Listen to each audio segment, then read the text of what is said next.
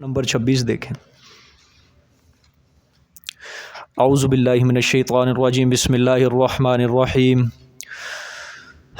وَلَقَدْ مَكَّنَّاهُمْ فِي مَاءٍ مَّكَّنَّاكُمْ فِيهِ وَجَعَلْنَا لَهُمْ سَمْعًا وَأَبْصَارًا وَأَفْئِدَةً فَمَا أَغْنَىٰ عَنْهُمْ سَمْعُهُمْ وَلَا أَبْصَارُهُمْ وَلَا أَفْئِدَتُهُم مِّن شَيْءٍ إِذْ كَانُوا يَجْحَدُونَ بِآيَاتِ اللَّهِ وَحَاقَ بِهِم مَّا كَانُوا بِهِ يَسْتَهْزِئُونَ وَلَقَدْ أَهْلَكْنَا مَا حَوْلَكُم مِّنَ الْقُرَىٰ وَصَرَّفْنَا الْآيَاتِ لَعَلَّهُمْ يَرْجِعُونَ فَلَوْلَا نَصَرَهُمُ الَّذِينَ اتَّخَذُوا مِن دون الله قربانا آلهة بل ضلوا عنهم وذلك إفكهم وما كانوا يفترون وإذ صرفنا إليك نفرا من الجن يستمعون القرآن فلما حضروه قالوا أنصتوا فلما قضي ولوا إلى قومهم منذرين قالوا يا قومنا إنا سمعنا كتابا أنزل من بعد موسى مصدقا لما بين يديه يهدي إلى الحق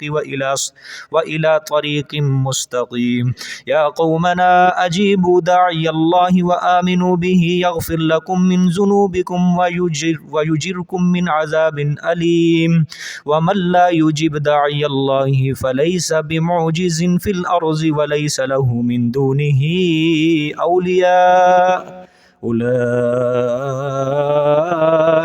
في ضلال مبين أولم يروا أن الله الذي خلق السماوات والأرض ولم يعي بخلقهن بقادر على أن يحيي الموتى بلى إنه على كل شيء قدير ويوم يعرض الذين كفروا على النار أليس هذا بالحق قالوا بلى وربنا قال فذوقوا العذاب بما كنتم تكفرون فاصبر كما صبر أولو العزم من الرسل ولا تستعجل لهم كأنهم يوم يرون ما يوعدون لم يلبثوا إلا ساعة من نهار بلاغ فهل يهلك إلا القوم الفاسقون صدق الله العظيم۔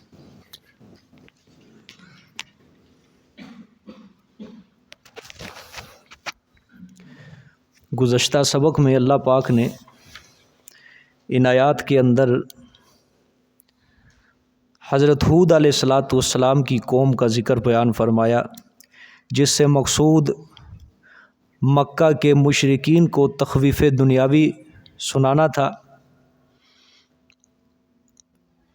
اور نیز یہ تیسری نقلی دلیل تھی حضرت ہود علیہ السلام سے کہ انہوں نے آ کے یہی مسئلہ سمجھایا، اللہ تعبدوا الا اللہ، کہ اللہ کے سوا کسی کی عبادت مت کرنا۔ لیکن قوم کے لوگ ضدی نکلے، عنادی نکلے، انہوں نے حضرت کی بات کو نہ مانا، بالآخر ہم نے ان کے اوپر تیز آندھی چلائی۔ پھر آخر میں فرمایا کذالک نجزی القوم المجرمین، ہم مجرموں کو اسی طرح بدلہ دیا کرتے ہیں۔ اب یہ جہاں سے آج کا سبق شروع ہوا ہے، یہ التفات بسوء اہل مکہ، یعنی اہل مکہ کی طرف اب اللہ پاک مخاطب ہو رہے ہیں۔ دیکھیں جی،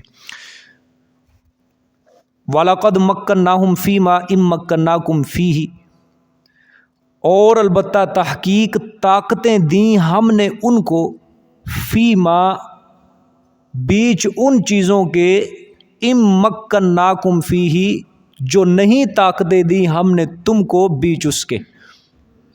ٹھیک ہے، یہ اب قرآن پاک کا انداز اب آپ نے ذہن میں رکھنا ہے، تبلیغ کا انداز، کہ جب کوئی واقعہ بیان کیا جائے تخویف دلانے کے لیے، اس کو ڈراوا سنانے کے لیے، جب کوئی بھی واقعہ بیان کریں گے، اس واقعے کے بعد بطور تنبیہ کہ ہمیں اس واقعے میں کیا سمجھ آتی ہے، وہ بھی پھر بیان کرنا مبلغ کے اوپر ضروری ہے۔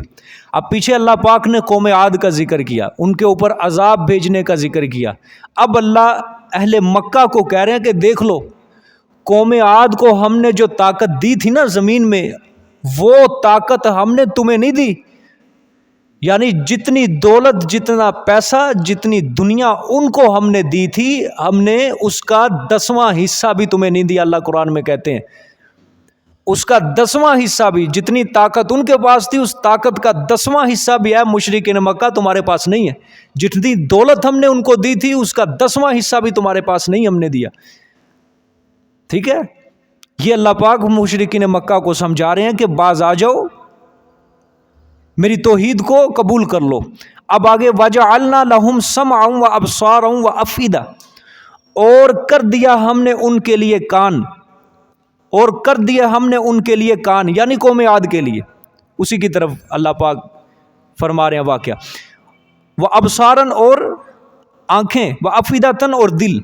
کیا مطلب ہے اس کا؟ آنکھیں دی، کان دیے، دل دیے. کیوں اللہ پاک نے یہ ذکر کیا ہے؟ بتا سکتے کوئی؟ ہاں شاباش، ہاں شاباش شاباش، ٹھیک ہے. دیکھو اللہ پاک یہ قرآن پاک میں 3 چیزوں کا ذکر بہت کرتے ہیں: آنکھ، کان، دل. آنکھ، کان، کیونکہ اللہ پاک نے حق دیکھنے کے لیے آنکھیں دی، حق سننے کے لیے کان دیے، حق سمجھنے کے لیے دل عطا کیا. 3 چیزوں کا اللہ ذکر. اللہ نے فرمایا تینوں چیزیں ہم نے ان کو دی تھیں، آنکھ دیے، کان دیے، دل دیے، حق دیکھنے کے لیے، حق سننے کے لیے، حق سمجھنے کے لیے، لیکن انہوں نے کوئی فائدہ حاصل نہیں کیا ان سے. فما اغنا عنہم سمعہم، پس نہ فائدہ دیا ان کو ان کے کانوں نے، ولا ابصارہم، نہ ان کی آنکھوں نے، ولا افئدتہم، اور نہ ان کے دلوں نے ان کو، من شیء، کچھ بھی. اذ کانوا یجحدون بآیات اللہ، اور تھے وہ انکار کرتے اللہ کی آیتوں کا. ٹھیک ہے، غور کرو غور کرو. اللہ نے آنکھ، کان، دل دیے ہیں، یہ فضول نہیں عطا کیے انسان کو. ٹھیک ہے، یہ محض اللہ نے دنیا دیکھنے کے لیے نہیں دیے آنکھیں، محض اللہ نے دنیاوی باتیں سننے کے لیے کان نہیں دیے، محض اللہ نے دنیا کی باتیں سمجھنے کے لیے دل نہیں دیا اللہ پاک نے. اصل قرآن پاک جس کی طرف انسان کو متوجہ کر رہا ہے وہ حق کی خاطر، دین کی خاطر، اسلام کے لیے، کہ ان آنکھوں کو تم نے کیسے استعمال کرنا ہے، ان کانوں کو کیسے استعمال کرنا ہے، اس دل کو تو نے کس جگہ پہ استعمال کرنا ہے، اس دل کے ساتھ تو نے کیا سوچنا ہے. اللہ پاک نے فرمایا لیکن وہ قوم عاد، ان کو کانوں نے بھی کوئی فائدہ نہیں دیا، کان دیے، آنکھیں دی، ان نے بھی کوئی فائدہ نہیں دیا، اور دل دیے، انہوں نے بھی کوئی فائدہ نہیں دیا. کیا پھر ان کے دل پر لگی تھی؟ مہر جباریت لگی تھی. ٹھیک ہے، اللہ کی آیتوں کا کیا کر رہے ہیں؟ انکار کر رہے ہیں، ان کے دلوں کے اوپر مہر جباریت لگ دی. ہم نے ان تینوں چیزوں سے وہ مستفید ہونے کی جو طاقت تھی کہ آنکھوں سے حق دیکھنا، وہ آنکھوں کا جو فائدہ تھا ہم نے چھین لیا ان سے. کانوں کا جو فائدہ لیتے تھے چھین لیا، آنکھ، دل، وہ سب کچھ وہ فائدہ ہی ہم نے چھین لیا. اللہ کی آیتوں کا انکار. وحاق بہم، اور اتر پڑا ساتھ ان کے، ما کانوا بہ یستہزئون، وہ عذاب جو تھے وہ ساتھ اس کے ٹھٹھا کرتے، مذاق کرتے تھے نا اللہ کے نبیوں کے ساتھ. فأتنا بما تعدنا ان کنت من الصادقین، کہ لے آ وہ عذاب جس کا تو ہمیں وعدہ دیتا ہے، اگر ہے تو سچوں میں سے عذاب آئے گا، عذاب ہو جائے گا. یہ ٹھٹھا ہے، یہ کیا ہے؟ مذاق ہے، مذاق، مسخریاں اللہ کے نبی کے ساتھ. جس طرح کوئی مولوی صاحب کسی کو نصیحت کی بات کہے، آگے سننے والا کہتا ہے دیکھی جائے گی، اور مولوی صاحب کچھ نہیں ہوتا، دیکھی جائے گی. مولوی صاحب کہتے ہیں حرام نہ کھا، اللہ کا عذاب آ جائے گا، مصیبتیں آ جائیں گی. وہ کہتا ہے کوئی نہیں دیکھی جائے گی، پوری دنیا کھا رہی ہے، ہمیں کیا ہے. مولوی صاحب کوئی نصیحت کرتے ہیں بابا یہ کام نہ کریے، قرآن پاک کے خلاف ہے، آگے سے وہ یہی جواب دیتا ہے کہ دیکھی جائے گی، ساری دنیا لگی ہوئی ہے اس طرف. ٹھیک ہے، تو قرآن پاک معاشرے کو کیا کرتا ہے؟ توڑتا ہے، تردید کرتا ہے کہ معاشرے کے ساتھ نہیں چلنا. تیرے لیے جو سبق ہے وہ ہے قرآن اور نبی پاک صلی اللہ علیہ وسلم کا فرمان، تو نے اس رستے کے اوپر چلنا ہے. اللہ نے فرمایا ٹھٹھا کرتے تھے، مذاق کرتے تھے، ان کے اوپر ہم نے عذاب نازل کر دیا. یہ کس کو سمجھایا اللہ پاک نے؟ مشرکین کو. ٹھیک ہے جی. اللہ نے فرمایا تم بھی مکے والو انہی کی روش کے اوپر چل رہے ہو، اگر تم اسی کی روش کے اوپر چلو گے نا تمہارا حال بھی میں یہی پھر کروں گا. ٹھیک ہے، دیکھیں آگے. وَلَقَدْ أَهْلَكْنَا مَا حَوْلَكُم مِّنَ الْقُرَىٰ وَصَرَّفْنَا الْآيَاتِ لَعَلَّهُمْ يَرْجِعُونَ، اور البتہ تحقیق ہلاک کر دیا ہم نے ما حولکم، وہ جو تمہارے ارد گرد ہیں، من القرى بستیوں سے. یہ بھی مشرکین مکہ کو بتایا جا رہا ہے، تخویف ہے. اور البتہ ہلاک کر دیا ہم نے وہ جو تمہارے ارد گرد ہے، من القرى بستیوں سے. وصرفنا الآیات، اور پھیر پھیر کر بیان کیا ہم نے آیات کو. لعلہم یرجعون، تاکہ وہ لوٹ آئیں، رجوع کریں، واپس ہو جائیں. کس کی طرف؟ حق کی طرف، اللہ کی طرف آ جائیں. ٹھیک ہے. اللہ پاک یہ مشرکین کو سمجھا رہے ہیں کہ جو تمہارے ارد گرد یہ بستیاں ہیں نا، ہم نے ہلاک کی. ارد گرد سے مراد قوم سمود کی بستی، قوم لوط کی بستی، قوم شعیب کی بستی، یہ ساری ان کے ارد گرد ہی تھیں. ٹھیک ہے. یہ جاتے تھے شام کی طرف تجارت کرنے، رستے میں یہ ساری بستیاں آیا کرتی تھیں، تباہ شدہ بستیاں. اللہ نے فرمایا جو تمہارے ارد گرد بستیاں، تم ان کا نظارہ کرتے ہو، جو کھنڈرات، تم ان سے عبرت حاصل نہیں کرتے. ان کے پیغمبر ان کو سمجھانے کے لیے آئے، طرح طرح کے دلائل دیے ان کے سامنے، لیکن ان کی قوموں نے نہ مانا. ہم نے ان کے اوپر کیا نازل کیا؟ عذاب، مصیبتیں نازل کی، طرح طرح کی ہم نے آیتیں پھیر پھیر کر ان کو توحید والی آیتیں سنائی. کیوں؟ تاکہ وہ حق کی طرف لوٹ آئیں. لیکن وہ نہ سمجھے، وہ نہ سمجھے. اب اللہ پاک فرما رہے ہیں جب نہ سمجھے تو ہم نے کیا حال کیا ان کا. اللہ نے فرمایا جن معبودوں کے اوپر تم بڑی امیدیں لگا کے بیٹھے ہو نا کہ یہ مشکل وقت کے اندر ہمارے کام آتے ہیں، اللہ نے فرمایا جب سابقہ قوموں کے اوپر ہم نے عذاب نازل کیا نا تو پھر ان کے معبود مشکل وقت میں ان کے کوئی کام نہیں آئے. اب اللہ پاک اس کا ذکر کریں، فلولا نصرہم الذین اتخذوا من دون اللہ قربانا آلہہ. یہ ہے سورت کا مقصودی مضمون. یہ آیت کیا ہے؟ سورت کا مقصودی مضمون ہے، مرکزی مضمون ہے یہ سورت کا، جو اللہ پاک اصل چیز بیان کرنا چاہتے تھے کہ جس کے ارد گرد پوری سورت گھوم رہی ہے. ٹھیک ہے. مشرکین کیا کہتے تھے؟ وہ کہتے تھے کہ ہم نے مان لیا کہ ہمارے معبود سنتے نہیں ہیں، کوئی حاجت پوری نہیں کرتے، لیکن ہم جو ان کی پکار کرتے ہیں، ہم ان کے نام کے وظیفے پڑھتے ہیں، ہم ان کے نام کو بار بار زبان سے دہراتے ہیں، یہ ان کا نام لینا، ان کی پکار، ان کا جو ورد ہے نا، اس کے اندر تاثیر بڑی ہے، ہمارے کام پورے ہو جاتے ہیں. مشرکین کا یہ کیا تھا؟ دعویٰ تھا کہ ہمارے یہ تاثیر ہے، ان کا نام لینے کے اندر اللہ نے بڑی تاثیر رکھی ہے، ہمارے کام پورے ہو جاتے ہیں. نہیں سنتے، نہیں دیکھتے، وہ اللہ جانے، لیکن ان کا نام لینے کے اندر کیا رکھی ہے؟ بڑی تاثیر رکھی ہے. اللہ نے جواب دیا، اللہ نے فرمایا کہ جن معبودان باطلہ کے اوپر سابقہ قومیں نظریں لگا کے بیٹھی تھی کہ جب ہمارے اوپر مصیبت آ جائے، پریشانی آ جائے، ہمارے معبود ہمیں چھڑا لیتے ہیں، اللہ نے فرمایا جب ان کے اوپر ہم نے عذاب نازل کیا نا تو کوئی چیز ان کے کام نہیں آئی، کوئی ان کی مدد کے لیے نہیں آیا تھا. ٹھیک ہے. ترجمہ دیکھیں جی. اب فلولا نصرہم الذین اتخذوا من دون اللہ قربانا آلہہ، پس کیوں نہ امداد کی ان کی، پس کیوں نہ امداد کی ان کی، الذین ان لوگوں نے جنہوں نے بنا لیا اللہ کے سوا قربانا آلہہ، ذریعہ قرب کا یعنی معبود. ٹھیک ہے. قربانا آلہہ کیا ترجمہ ہے آپ کے نسخے میں؟ ہاں ٹھیک ہے. قربانا آلہہ قرب، ذریعہ قرب، آلہہ معبودوں کو. اللہ کے ہاں وہ اپنے معبودوں کو کیا سمجھتے؟ ذریعہ قرب، نزدیکی کا ذریعہ سمجھتے تھے. اللہ نے فرمایا پھر آگے بل ضلوا عنہم، فرمایا بلکہ وہ سب کے سب گم ہو گئے ان سے. مطلب کیا گم ہو گئے ان سے؟ کہ کوئی بھی ان کی مدد کے لیے نہیں آیا، کوئی بھی نہیں ان کو دکھا جب ہمارا عذاب ان کے اوپر نازل ہوا. پھر فرمایا وَذَلِكَ إِفْكُهُمْ، اور وہ جو جھوٹ باندھتے ہیں. ہاں وَذَلِكَ إِفْكُهُمْ، اور یہ جھوٹ ہے إِفْكُهُمْ ان کا، کہ یہ ہمارے معبود، ہم ان کو پکاریں گے، ہمیں مصیبتیں سے بچا لیں گے، عذاب سے بچا لیں گے. اللہ نے فرمایا ذَلِكَ إِفْكُهُمْ، یہ کیا ہے؟ ان کی افک، جھوٹ ہے ان کا. وَمَا كَانُوا يَفْتَرُونَ، اور وہ جو جھوٹ باندھتے ہیں. ٹھیک ہے، کہ وہ مدد کرتے ہیں، وہ ہماری آسائشیں پوری کر دیتے ہیں، وہ ہماری فریادیں پوری، سب اللہ نے فرمایا کیا ہے؟ جھوٹ ہے۔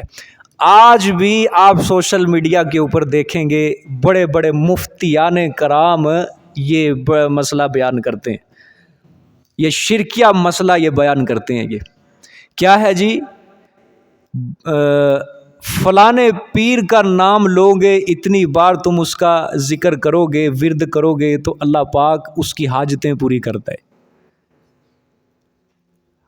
میں چند دن پہلے ایک کلپ سن رہا تھا، اس کے اندر ایک بڑے مسلک کا ایک مفتی صاحب ہے، وہ کہہ رہے تھے یہ 12 امام جو ہیں، 12 امام کون سے؟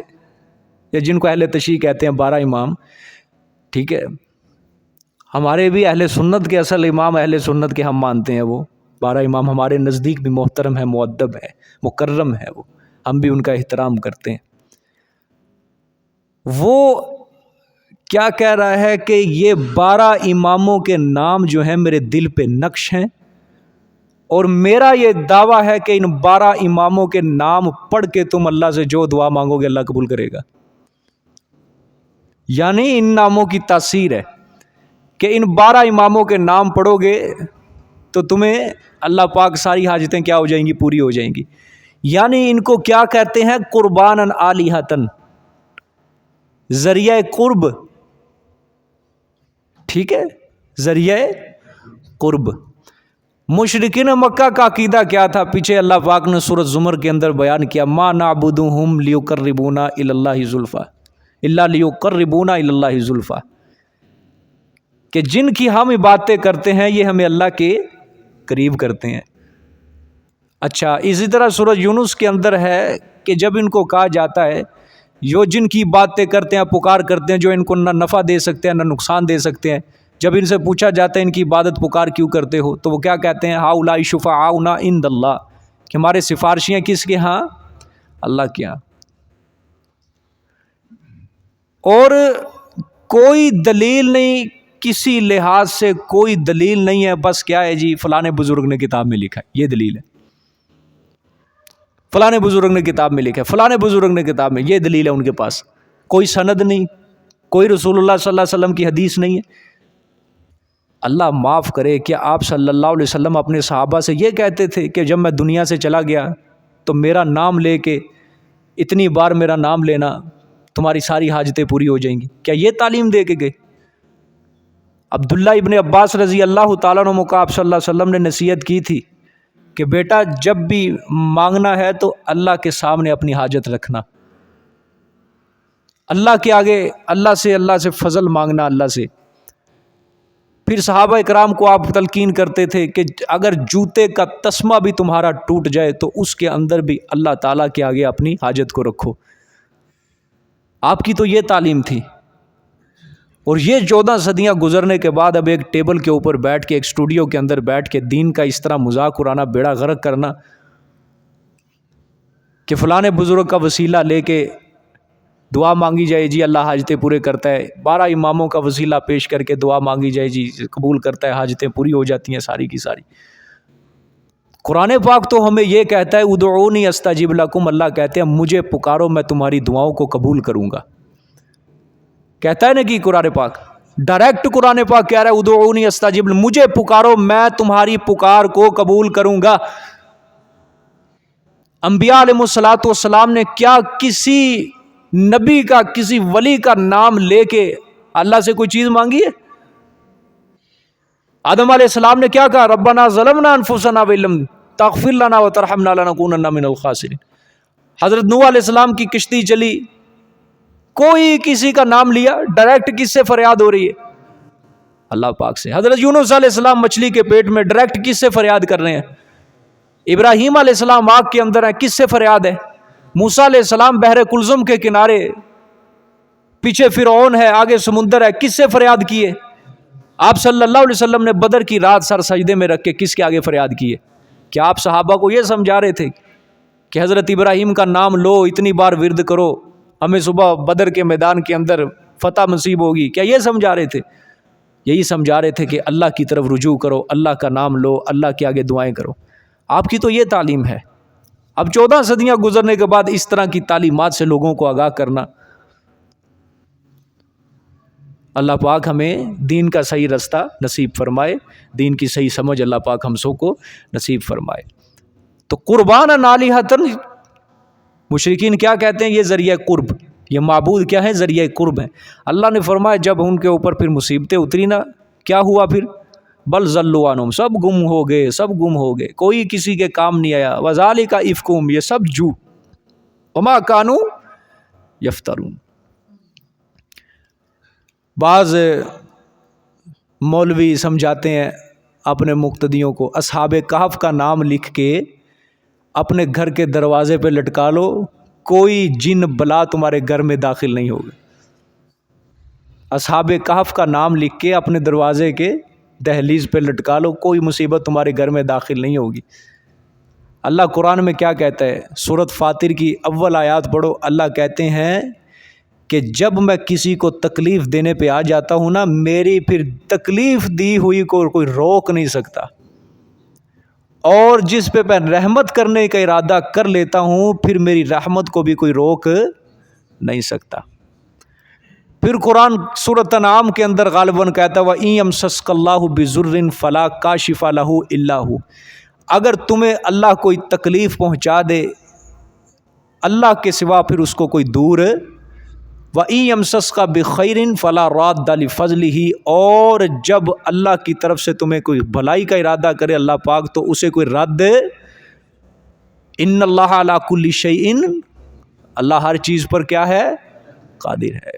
قرآن پاک تو یہ عقائد دے رہے۔ اور عجیب بات ہے، آج یہ جو سوشل میڈیا کے اوپر یہ ملا مشہور ہوئے پڑے ہیں نا، آپ ان کی زبان سے کبھی قرآن کی آیت نہیں سنیں گے۔ ایسے ہی ہے جی، کبھی قرآن کی آیت نہیں سنیں گے، کبھی قرآن کی آیت نہیں سنیں گے کہ قرآن کی آیت پڑھ کے اس کے روشنی کے اندر یہ تشریح کریں۔ صرف قصے کہانیوں کا سہارا لیا جا رہا ہے، فلانے بزرگ کتاب کے اندر لکھ کے گئے، فلانے بزرگ کتاب، وہ یہودیانہ سوچ ہے ان کے دلوں کے اندر، یہ زبانوں کے اوپر یہودیانہ باتیں۔ یہودیوں نے حضرت سلیمان کے اوپر یہی تہمت لگائی تھی، وہ جی سلیمان کے اثاثے، اس کی کتابیں، اس کی پوتھیاں ہمیں ملی ہیں، اس کے اندر جی وہ جادو کیا کرتے تھے، اور جادو کے اندر جی غیر اللہ کو پکارا جاتا ہے، تو تم ہمیں غیر اللہ کی پکار کرنے پر کیا کہتے ہو؟ مشرک کہتے ہو، تو یہ تمہارا فتویٰ ہمارے اوپر نہیں، وہ تو سلیمان کے اوپر۔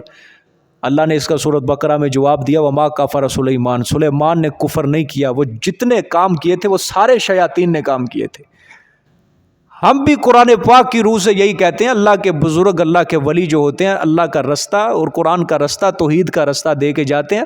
بقیہ جو ان کے بعد ان کی طرف جو جھوٹی باتیں منسوب کی جاتی ہیں، ہم اس کو ماننے کے لیے تیار ہیں، وہ سب شیاطین کے کام ہے، سب شیاطین کے کام ہے۔ تاریخ ہے نا، تاریخ ایک انسان کے ہاتھ سے لکھی ہوئی بات ہوتی ہے نا، کیا اس کو یہ سند حاصل ہے کہ اس کے اندر کوئی شک نہیں ہے؟ ذالک الکتاب لا ریب فیہ کی قرآن پاک کے علاوہ کسی کو سند حاصل ہے؟ بولو۔ یہ سند صرف اور صرف کس کو حاصل ہے؟ قرآن پاک کو حاصل ہے۔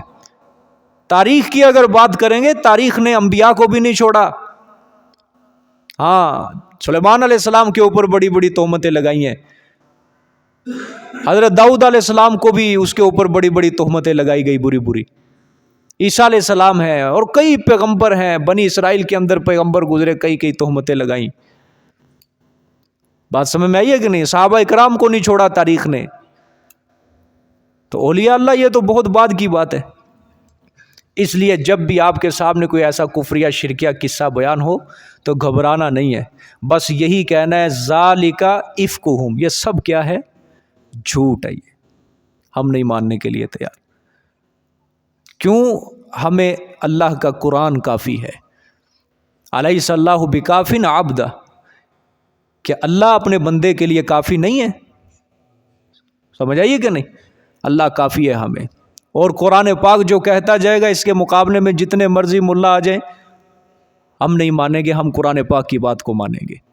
بات سمجھ میں آئیے کہ نہیں؟ ہاں، دیکھیں جی آگے۔ اللہ اکبر۔ یہ سورت کا کیا تھا جی؟ بنیادی مقصد، مرکزی مضمون تھا۔ بات سمجھ میں آ گئی جی؟ اب دیکھیں آگے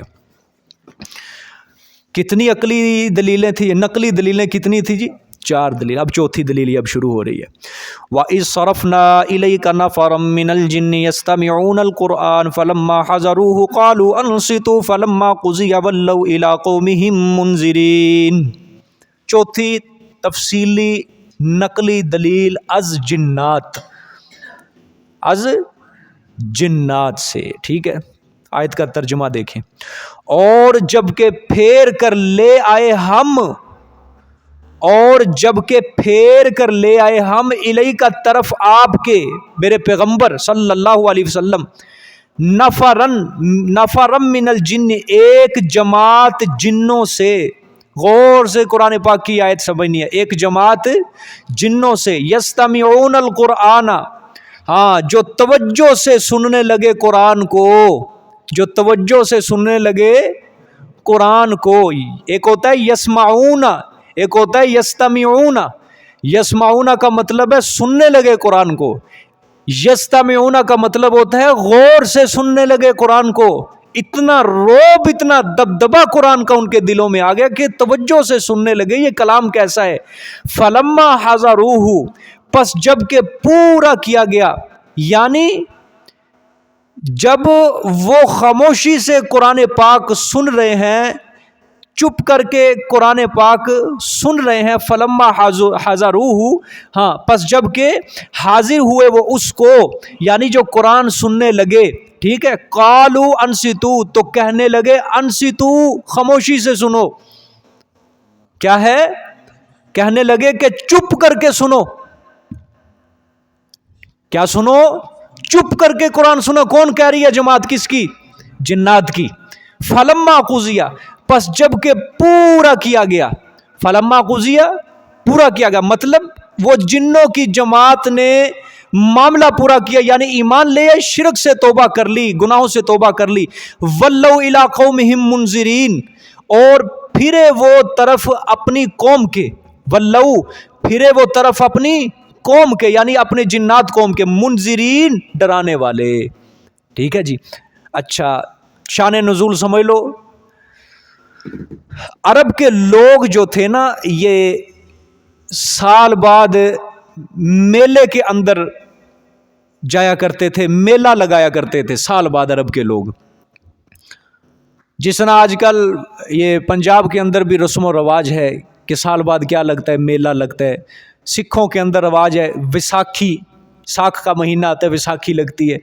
ٹھیک ہے, اور اس طرح یہ میلے جو تھے عرب کے علاقے میں بھی لگتے تھے اس وقت. اوقاز, بازار لگتا تھا. ٹھیک ہے, اور اصل یہ چیز ہوتی ہے, اس کی اصل ابتدا ہے کہ بازار لگتے ہیں. بازار, لوگ طرح طرح کے مختلف ملکوں سے آ کے اپنی چیزیں وہاں لا کے فروخت کرتے ہیں. اس کے اندر پھر شوبدہ بازی ہوتی ہے, مختلف چیزیں وہاں پہ کرتب دکھائے جاتے ہیں. لوگ اپنی چیزیں بنا کے وہاں منڈی کے اندر, بازار کے اندر فروخت کرنے کے لیے آتے ہیں. مکہ مکرمہ میں ایک بازار لگتا تھا بہت بڑا حج کے دنوں میں, عکاظ, عین چھوٹا کاف الف ضا, عکاظ کا بازار, بڑا بازار لگتا تھا. یہ لوگ اس میں آتے تھے, تاجر آتے تھے, اپنی چیزیں فروخت کرتے تھے. بازار لگتا تھا, شوبدہ بازی دکھاتے تھے لوگ. ٹھیک ہے, یہ عرفات کے میدان سے جب واپس آتے ہیں نا, مزدلفہ کی طرف, مینا کی طرف جب جائیں واپس, وہاں عرفات سے نکلتے ایک بورڈ لگا ہوا ہے, اس کے اوپر لکھا ہے اسواق العرب.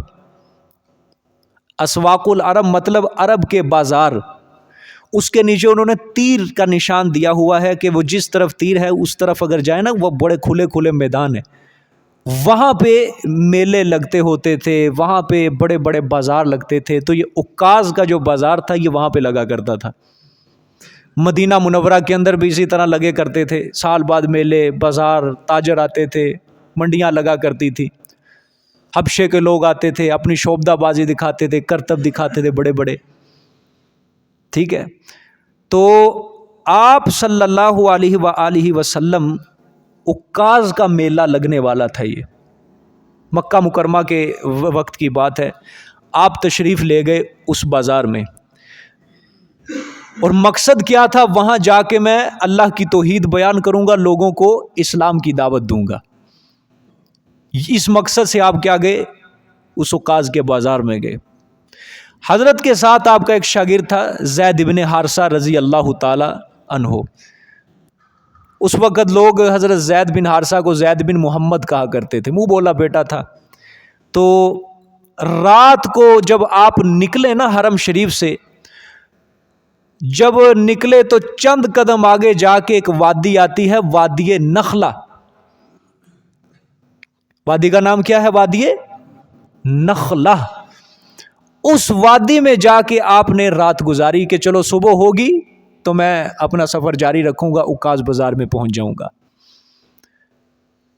اور یہ جو وادی نخلہ تھی، آپ نے جب رات کو بسیرا کیا، صبح کو جب آپ نماز پڑھا رہے تھے، کیونکہ مکی زندگی کے اندر میں آپ پیچھے بتا کے آیا ہوں نا، فجر اور عصر کی نماز جو تھی یہ فرض تھی، بعد میں 5 نمازیں معراج پہ گئے فرض ہوئیں، تو فجر کی نماز آپ صلی اللہ علیہ وسلم پڑھا رہے تھے۔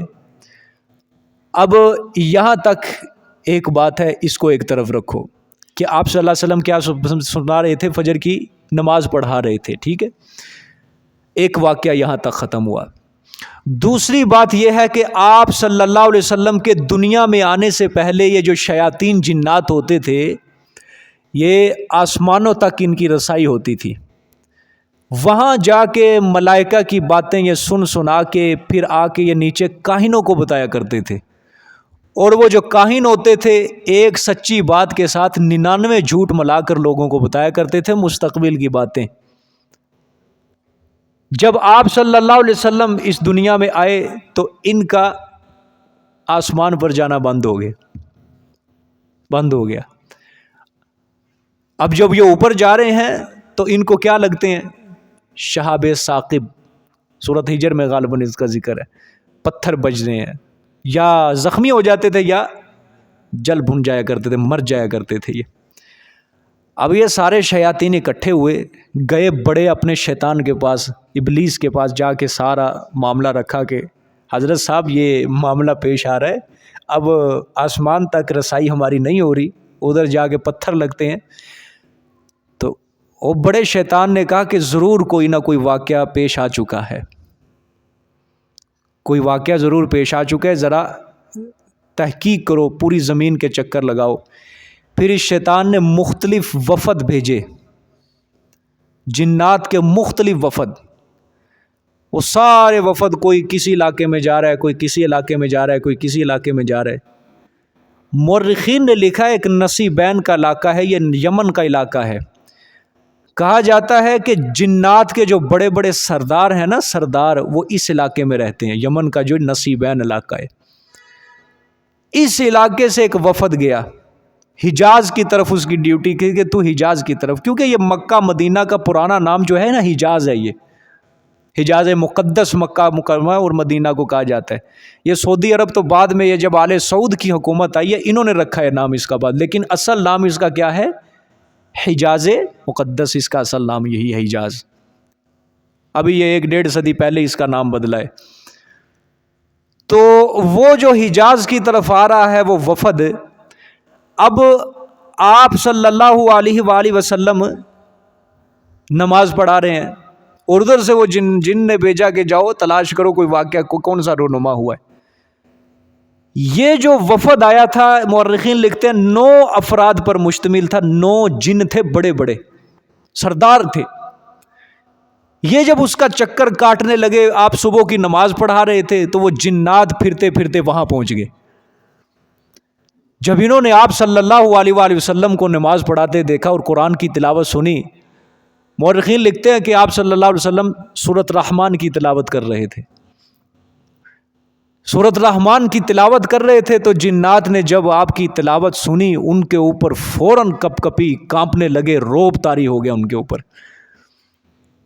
وہ اب واقعہ اللہ پاک نے قرآن میں ذکر کیا۔ جب انہوں نے قرآن سنا پھر انہوں نے آپس میں کہا ہاں وہ جو آسمانوں تک رسائی نہیں نہ ہو رہی ہماری، وہ واقعہ یہی ہے کہ ایک نیا نبی آ چکا ہے، کتاب آ چکی ہے، تو اب اس وجہ سے ہماری رسائی کیا ہو گئی ہے؟ بند ہو گئی ہے۔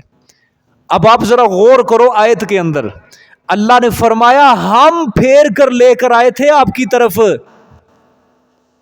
کیا ہم پھیر کر لے کر آئے تھے؟ وہ جماعت خود بھی نہیں آئی یا آپ کا اختیار نہیں، ہم ان کے اوپر متوجہ ہوئے کہ آپ کی طرف وہ چلتی چلتی جماعت پہنچ گئی. اور جب آپ قرآن پڑھ رہے تھے، تلاوت کر رہے تھے، یستمعون القرآن، وہ بھی قرآن کو غور سے سننے لگے. اللہ مشرکین کو سمجھانا چاہتے ہیں کہ دیکھو اتنی بڑی شریر قوم ہے، جنات شرارتی ہیں، جب انہوں نے قرآن سنا ان کے دلوں کے اوپر بھی رعب طاری ہو گیا، انہوں نے بھی ایمان قبول کر لیا. لیکن تم تو انسان ہو، اشرف المخلوقات ہو، تم کیوں نہیں میری اس کتاب کو قبول کر رہے؟ پھر اللہ پاک نے فرمایا فلما حضرہ، جب وہ حاضر ہوئے نا آپ صلی اللہ علیہ وسلم کے پاس، تو پھر کہنے لگے قالوا انصتوا، او خاموش ہو جاؤ بھائی، خاموش ہو جاؤ، قرآن کو غور سے سنو. اب آپ ذرا اس آیت سے یہ سمجھے، جو قرآن کی تلاوت کے وقت، قرآن کی درس کے وقت جو بولتا ہے تو پھر وہ جنات سے بھی بدتر ہے. کہ جنات کیا کہہ رہے ہیں کہ خاموشی سے سنو. قرآن نے بھی اس کی طرف اشارہ دیا ہے سورۃ اعراف کے آخر میں، وَإِذَا قُرِئَ الْقُرْآنُ فَاسْتَمِعُوا وَإِذَا قُرِئَ الْقُرْآنُ فَاسْتَمِعُوا لَهُ وَأَنصِتُوا لَعَلَّكُمْ تُرْحَمُونَ، کہ جب قرآن پاک کی تلاوت کی جائے فَاسْتَمِعُوا تو غور سے سنو، وَأَنصِتُوا اور خاموش ہو جاؤ، خاموشی کے ساتھ سنو، لَعَلَّكُمْ تُرْحَمُونَ تاکہ تمہارے اوپر رحم کیا جائے. تمہارے اوپر کیا کیا جائے؟ رحم کیا جائے. اور یہاں اللہ جنات کا ذکر کر رہے ہیں کہ جب وہ حاضر ہوئے تھے، جب قرآن سننے لگے تو ایک دوسرے کو کیا کہنے لگے؟ بابا خاموش ہو جاؤ. ان کو پتہ چل گیا فوراً کہ یہ کتاب جو ہے یہ کسی بشر کا کلام نہیں، کسی عام مخلوق کا کلام نہیں، یہ کلام جو ہے یہ اللہ رب العزت کا کلام پڑھا جا رہا ہے. میں آپ کے سامنے گزارش کرتا ہوں جب قرآن پاک کی تلاوت ہو رہی ہوتی ہے نا، وہاں پھر خاموش ہو جاؤ. دیکھو دو چیزیں، ایک ہے انسان انفرادی طور پہ تلاوت کر رہا ہے، ایک ہے انسان اجتماعیت کے اندر تلاوت کر رہا ہے. مثال کے طور پہ فجر کی نماز کے بعد ساتھی نماز پڑھ کے قرآن پاک کی تلاوت کرتے ہیں. اب جو انفرادی تلاوت کر رہا ہے اس کے ساتھ اور بیٹھے ہیں وہ اپنی تلاوت کر رہے ہیں، اس کے پاس کوئی اور بیٹھے ہیں وہ ذکر اذکار کر رہے ہیں. تلاوت کرنے والے کا حق ہے خاموشی سے تلاوت کریں، کیونکہ اب دوسرے بیٹھے ہیں، ان کے اوپر پھر ضروری ہوگا کہ وہ تمہاری تلاوت کو کیا سنیں غور سے. اب ان کی تلاوت بھی رہ جائے گی، ان کی تلاوت میں خلل بھی آئے گا، اور جو ذکر اذکار کر رہے ہیں ان کے ذکر اذکار کے اندر بھی کیا آئے گا؟ خلل. انفرادی طور پہ جو تلاوت کی جا رہی ہے خاموشی سے تلاوت ہوگی، بس اپنے آپ کو اس کو سنائی دے. جب اجتماعی طور کے اوپر تلاوت ہو رہی ہے، مثال کے طور پہ اب یہ کلاس لگی ہے، میں اب شروع میں تلاوت کر دیتا ہوں، یا درس ہو رہا ہے یا تلاوت پڑھی جا رہی ہے، آخر تک بھئی کسی کا کوئی جرت نہیں ہے کہ وہ قرآن کے درس کے اندر یا تلاوت کے وقت وہ ایک دوسرے سے بول چال کرے. حتیٰ کہ موبائل فون ہے نا، موبائل فون اگر کسی کا فون آ جائے وہ بھی سننا گوارا نہ کرے، بس موبائل فون بھی بند کر دو. اتنا ادب ہے قرآن پاک کا. یہ سورۃ اعراف کے آخر میں جو اللہ نے فرمایا نا، اس کو ترجمہ پڑھنا، آخری آیات ہیں آخری رکوع کے اندر، وَإِذَا قُرِئَ الْقُرْآنُ فَاسْتَمِعُوا لَهُ، اللہ نے فرمایا غور سے سنو. کون کہہ رہا ہے؟ ٹھیک ہے. اچھا میں اپنی مثال دیتا ہوں، مثال کے طور پر پکی بات ہے، اگر کلاس کے اندر کوئی بول رہا ہو نا اس طرح تلاوت کے دوران، میں اس کو کہہ دوں غور سے سن، خاموش ہو جا، وہ غصہ کر جائے گا، اگلے دن درس میں نہیں آئے گا انشاءاللہ.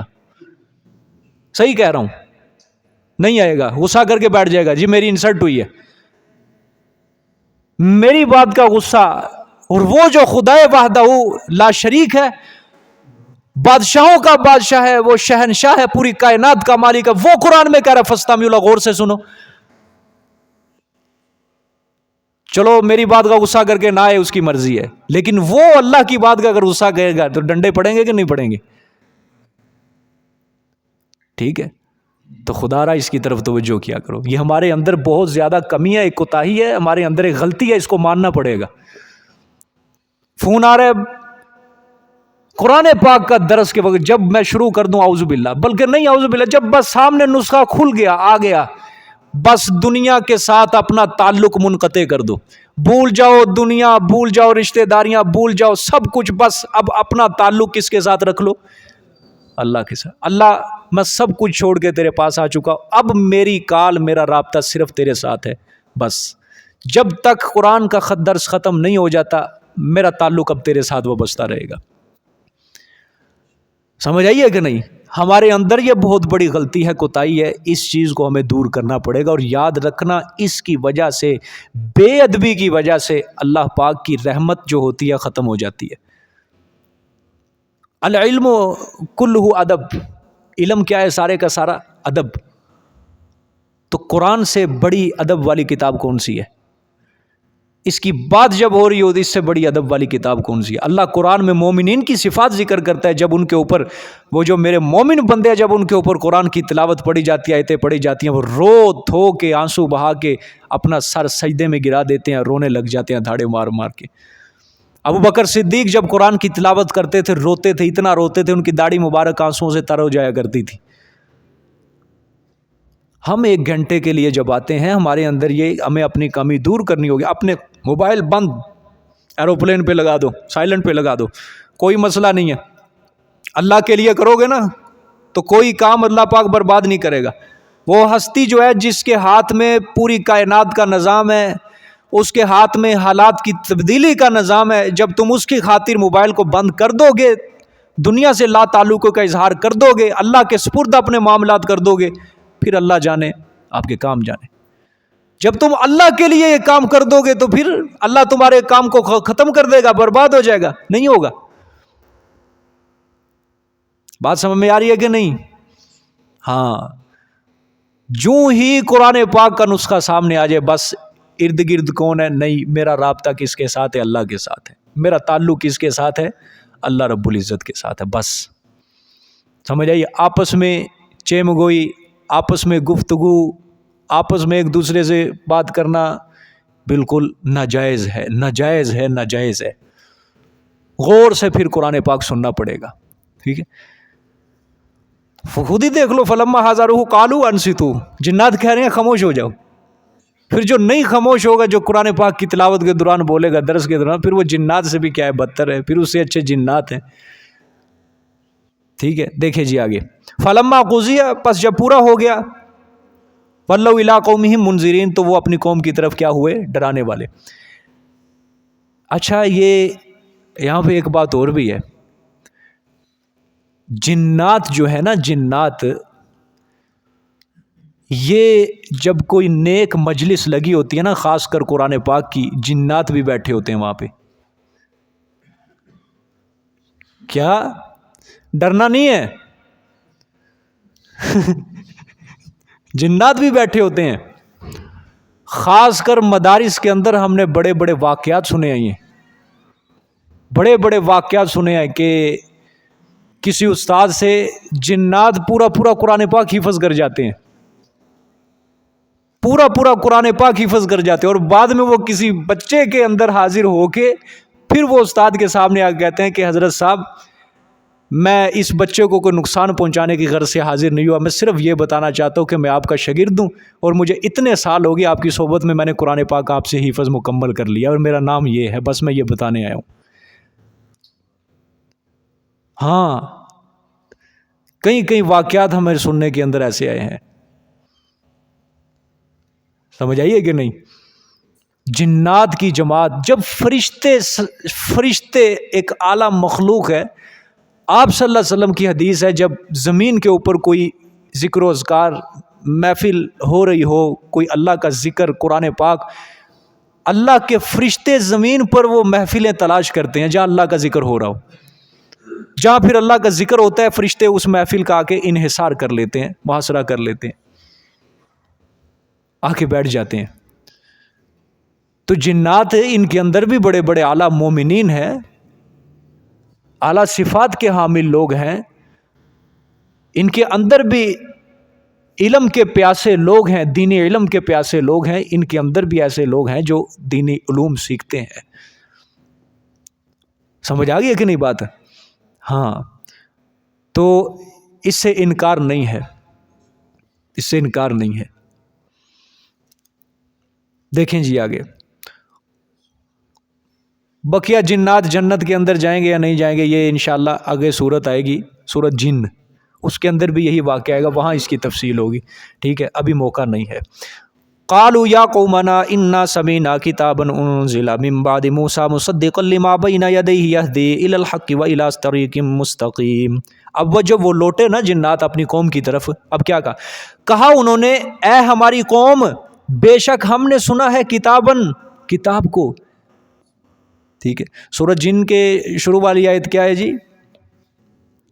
قل اوحی الی انہ استمع نفر من الجن وقالوا انا سمعنا قرآنا عجبا۔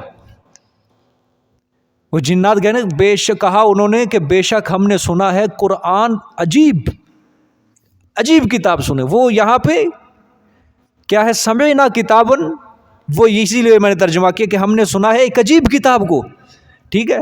کیا ہے جی؟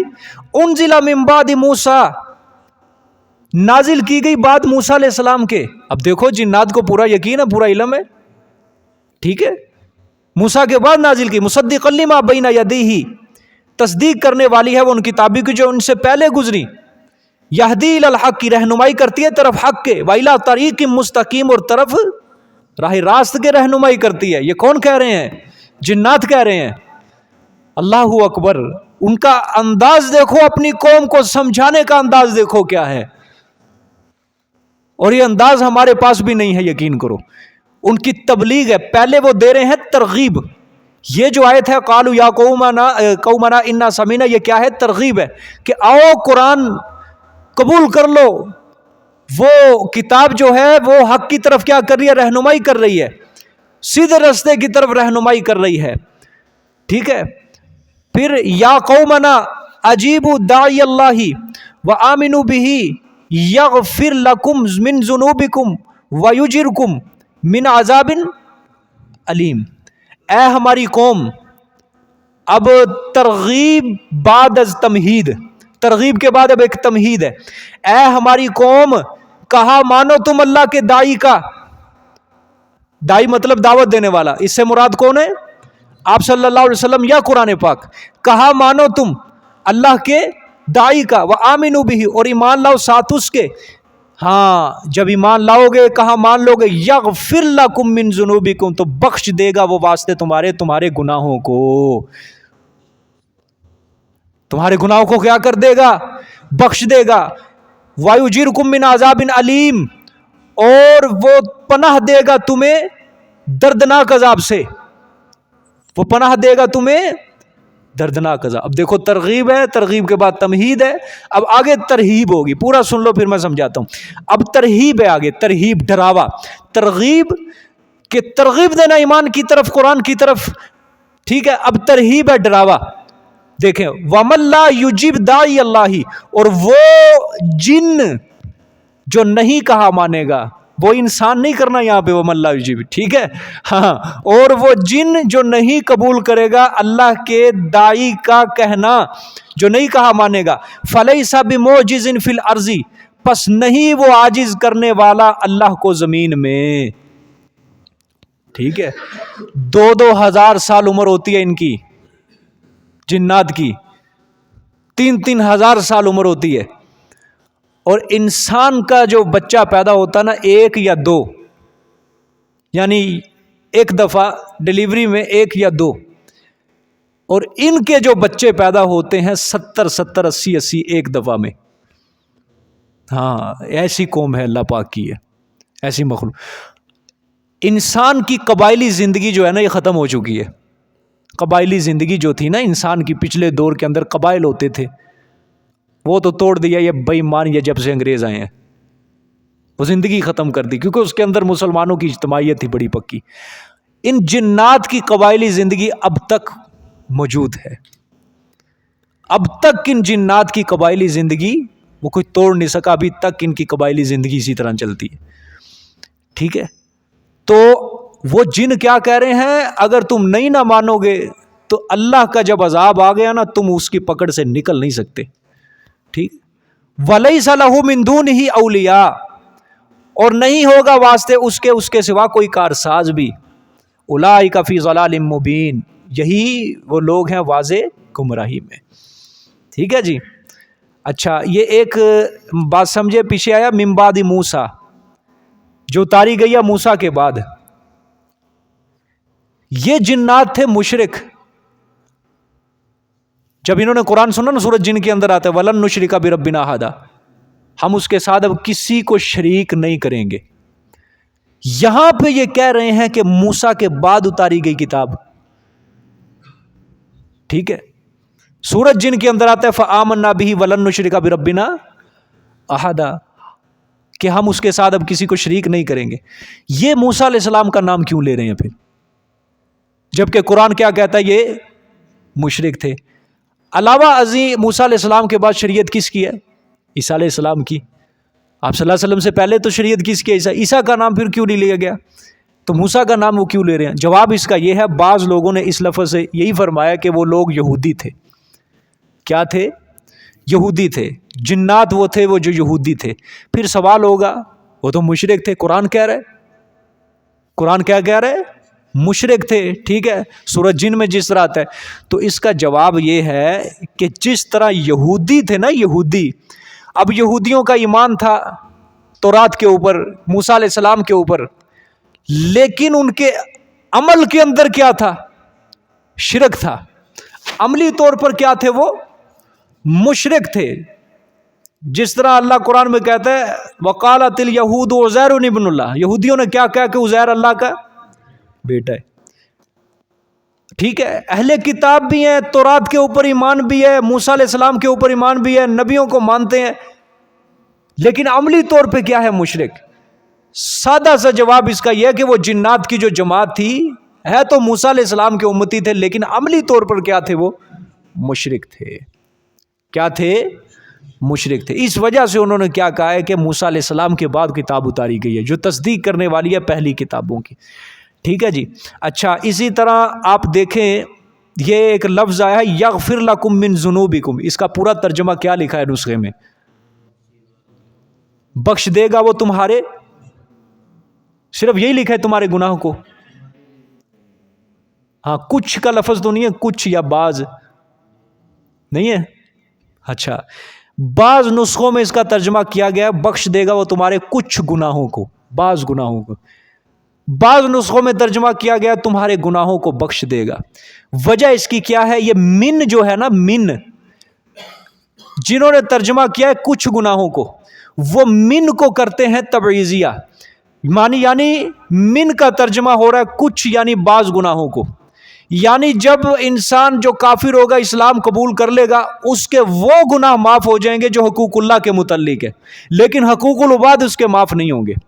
جو بندوں، مثال کے طور پہ زید ہے، کافر تھا، اس نے حالت کفر میں قرضہ لیا عمر سے، اب زید ہو گیا مسلمان، اب زید کے وہ گناہ جو اس نے کفر کیا، شرک کیا، نمازیں نہیں پڑھی، وہ تو ہیں معاف، لیکن جو حقوق العباد اس نے عمر کا قرضہ دینا وہ معاف نہیں ہے.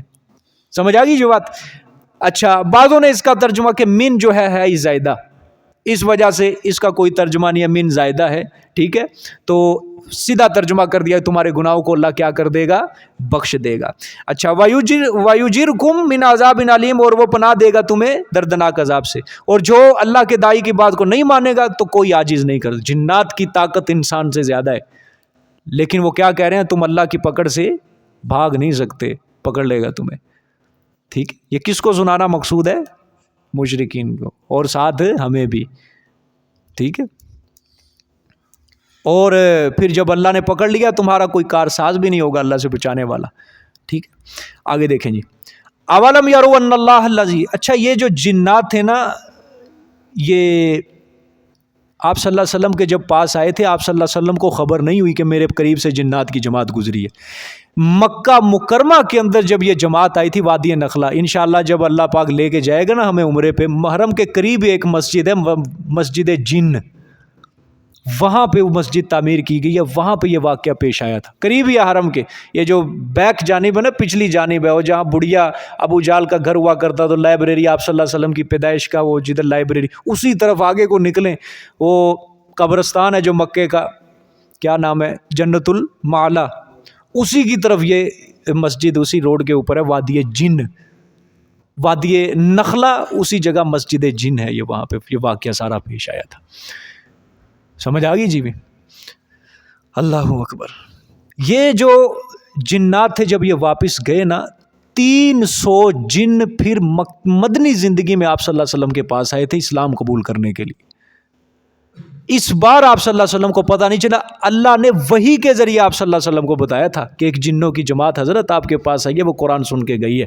قل اوحی الی انہ استمع نفر من، فرما دو کہ وحی کیا گیا ہے مجھے، وگرنہ آپ صلی اللہ علیہ وسلم کو نہیں پتہ چلا تھا کہ جنوں کی جماعت گزری ہے.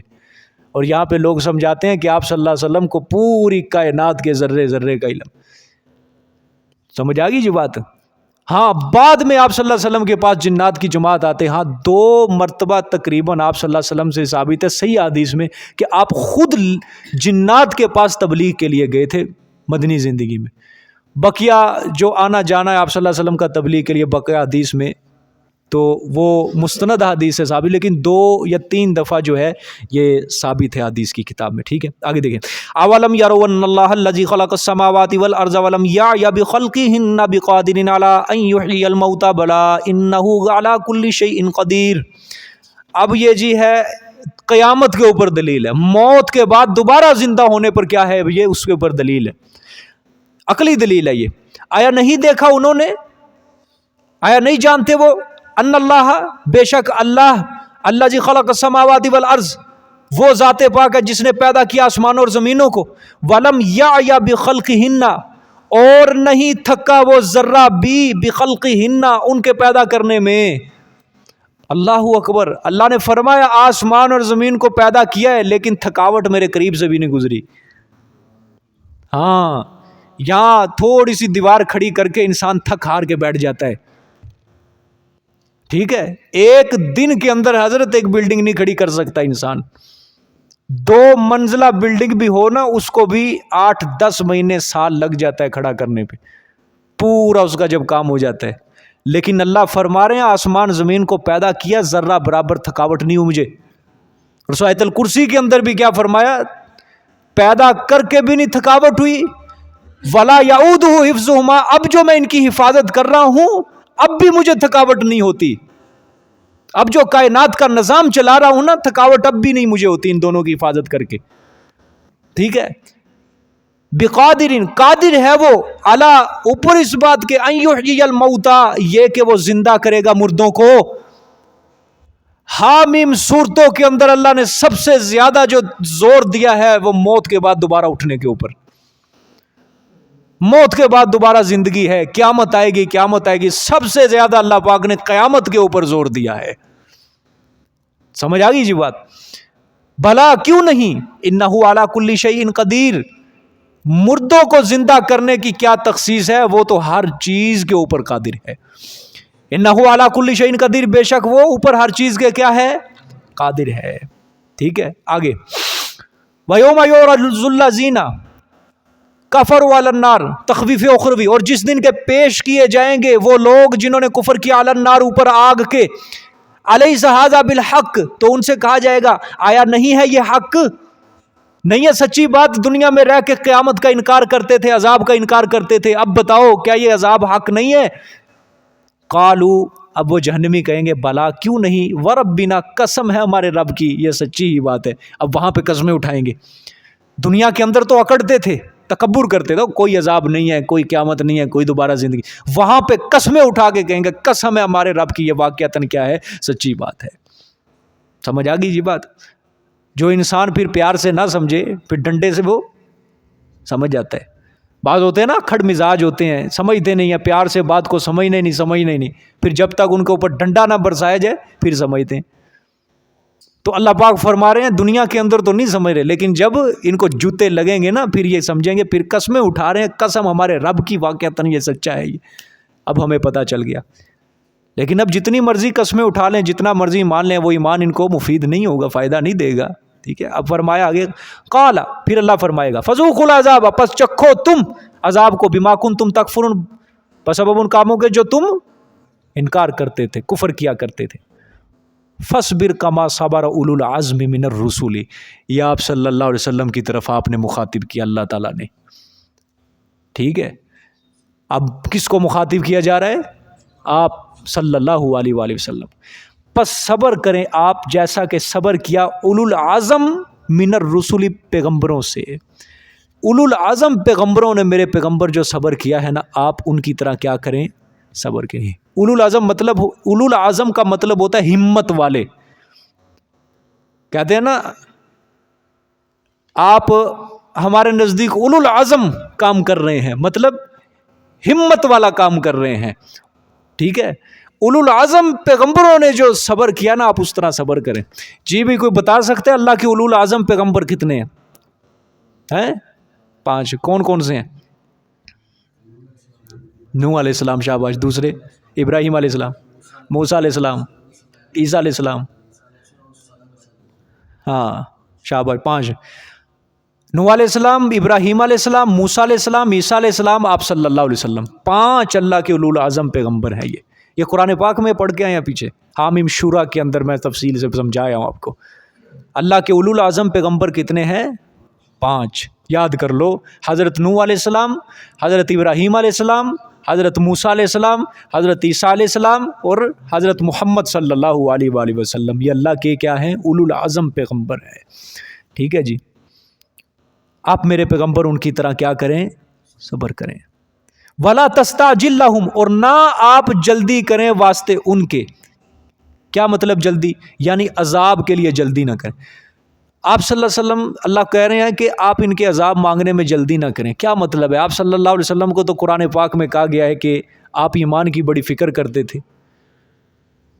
میں آپ کو یہ بھی چیز پیچھے تفصیل کے ساتھ سمجھایا ہوں کہ یہ اپنی ذات کے لیے آپ صلی اللہ علیہ وسلم بدلہ نہیں لیتے تھے، بلکہ آپ جو دیکھ رہے تھے نا مسلمانوں کے ساتھ زیادتی ہو رہی ہے، ظلم ہو رہا ہے، تو آپ صلی اللہ علیہ وسلم کہتے تھے کچھ نہ کچھ ان کے اوپر مصیبت آ جائے کہ یہ مسلمانوں کا بدلہ لیا جائے. مسلمانوں کا کیا لیا جائے؟ وہ چیز آپ صلی اللہ علیہ وسلم مانگتے تھے. ٹھیک ہے، اب آگے کأنہم یوم یرون ما یوعدون لم یلبسوا الا ساعۃ من نہار. اللہ اکبر. فرمایا گویا کہ وہ جس دن دیکھیں گے عذاب کو، جس دن دیکھیں گے وہ ما یوعدون، وہ جو وعدہ دیے جاتے ہیں. آج دنیا کے اندر جس عذاب کا ان کو وعدہ دیا جا رہا ہے نا، جس دن یہ دیکھ لیں گے، ٹھیک ہے، تو پھر کیا کہیں گے؟ لم یلبسوا الا ساعۃ من نہار. ترجمہ دیکھو، نہیں رہے وہ مگر ایک لہجہ، من نہار، دن کا، ایک گھڑی دن کی بس دنیا کے اندر رہے ہیں. ہاں، وہ جو 50 سال 60 سال 70 سال 80 سال زندگی جو ملی، قیامت والے دن کہیں گے لم یلبسوا الا ساعۃ من نہار. او ہو، ہم تو ایک دن کی گھڑی رہے ہیں. جس طرح اللہ قرآن میں کیا کہتے ہیں بار بار کہ ہٹ جاؤ، یہ دنیا کا نفع تھوڑا نفع ہے، دنیا کی زندگی گھاٹے کا نفع ہے، قلیل ہے قلیل ہے قلیل ہے. وہاں یہ چیز پھر سمجھ آئے گی کہ دن کی ایک گھڑی، بس اتنا. کیونکہ آخرت کی زندگی کیا ہے؟ بہت لمبی ہے. وہاں پہ یہ چیز پھر معلوم ہوگی انسان کو کہ نہیں ٹھہرے ہم مگر دن کی ایک گھڑی. اچھا، بلاغن، 7 کی 7 حامیم صورتوں کا اب یہ خلاصہ ہے یہ آیت. 7 صورتوں کا یہ آیت کیا ہے؟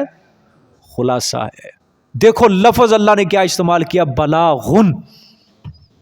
اتمام حجت کے لیے اللہ نے فرمایا یہ صورتیں کافی ہیں تمہارے لیے، حجت پوری ہو چکی ہے تم پر. اب اگر کوئی ایمان لے تو اس کا بھلا، اگر نہیں لائے گا ہلاک کر دیا جائے گا پھر وہ. ٹھیک ہے، ترجمہ غور سے دیکھنا ہے. بلاغن، یہ جو کچھ بھی حوامیم کے اندر بیان ہو چکا ہے، جو کچھ بھی 7 صورتوں کے اندر اللہ نے فرمایا میں نے مضمون بیان کر دیے، بلاغن، پہنچا دینا ہے اتمام حجت کے لیے. حجت پوری ہو چکی ہے. ٹھیک ہے. فَهَلْ يُهْلَكُ إِلَّا الْقَوْمُ الْفَاسِقُونَ، پس نہیں ہلاک کیے جائیں گے القوم الفاسقون، مگر قوم بدکار، نافرمان جو اللہ پاک کے ہوں گے. ہم قیامت والے دن کو پکڑیں گے کہ جنہوں نے دنیا کے اندر رہتے ہوئے اپنی زندگی کو فضول کاموں میں صرف کیا، حق سے دور رہ کے صرف کیا، دنیا کے اندر مگن ہو گئے، دنیا کی موج مستی کے اندر لگے رہے. ہم ایسی قوم کو کیا کر دیں گے؟ برباد کر دیں گے، ہلاک کر دیں گے۔ یہ جو آخری آیت ہے پوری 7 صورتوں کا کیا ہے؟ یہ نچوڑ ہے۔ پوری 7 صورتوں کا اللہ پاک نے اس کے اندر کیا کر دیا ہے؟ خلاصہ بیان کر دیا ہے۔ آخری بات کیا ہے کہ یہ تمام مضامین جو تمہیں سنائے گئے ہیں یہ دعوت کے لیے کافی ہیں۔ یہ دعوت کے لیے کیا کہ اب تمہارے اوپر کیا ہو چکی ہے؟ حجت پوری ہو چکی ہے، دلیل پوری ہو چکی ہے۔ قیامت والے دن اب میرے سامنے یہ نہ کہنا کہ ہمیں توحید کی دعوت نہیں پہنچی تھی، ہمیں قرآن کی دعوت نہیں پہنچی تھی، ہمیں ایمان کی دعوت نہیں پہنچی تھی۔ اللہ نے فرمایا اب حجت کیا ہو چکی ہے؟ پوری ہو چکی ہے۔ اب اس کے بعد جو نہیں مانے گا وہ فساق اور فجار میں شامل ہوگا، اور ایسے فساق اور فجار کو میں قیامت والے دن کیا کروں گا؟ ہلاک کروں گا۔ ٹھیک ہے جی۔ اللہ پاک یہ جتنے بھی پڑھا گیا ہے اس صورت کے اندر اپنی بارگاہ میں قبول فرمائے۔